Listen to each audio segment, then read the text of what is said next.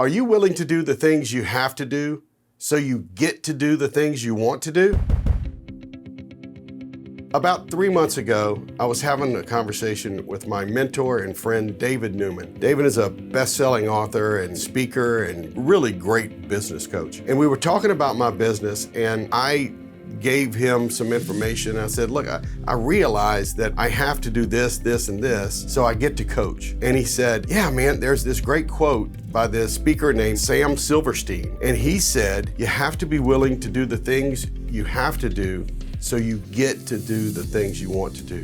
And I gotta tell you, for the last 3 months or so, that's been ringing around in my head. This weekend, we went to see one of my brother's daughters, just graduated from college. Shout out to Angel Martin, you did a great job. Her sister was there. Her sister is Noelle, and she's in the fashion industry in New York City. And she doesn't always get to come home, so we don't get to see her as often. She sat there with my family, and we talked for about 20 minutes about her work and what she's doing and life in New York City, and it was really interesting. She's a stylist. So she dresses people to do commercials for these huge companies, and she stays pretty busy. But we were talking about the grind it takes. She's been there for 11 years, and she wasn't always a stylist. She was an assistant stylist, and she had to work really hard to make a name for herself and build relationships and make connections in order to do that. And she said, look, I have to really grind and pick up the phone. I have to call people in order to get these jobs. And